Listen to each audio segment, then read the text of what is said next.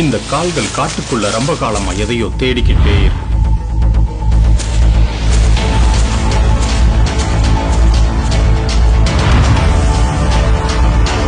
அது கிடைக்கிற வரைக்கும் இந்த பயணம் நிக்காது.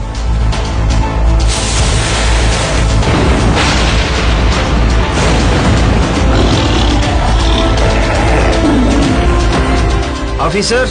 Yes sir. இனிமே ஊருக்குள்ள யாரும் நடமாடக்கூடாது, புரிஞ்சுதா? Okay sir.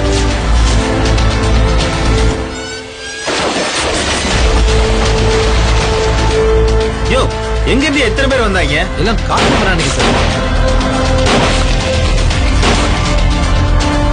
நான் தாண்டி. கிராமத்தில் வசிப்பவர்கள் உலக நாகரிகம் அறியாதவர்கள், காட்டு மிராண்டிகள் என்று எல்லோரும் சொல்வார்கள்.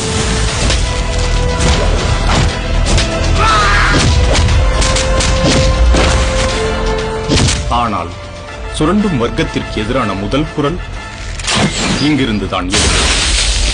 மண் எடுத்து செங்கல் செய்யறதை விட கஷ்டமானது ஒண்ணும் கிடையாது, பணம் சம்பாதிக்கிறது. அதுக்கு மனசாட்சியை தூக்கி ஓரமா வச்சிடணும்.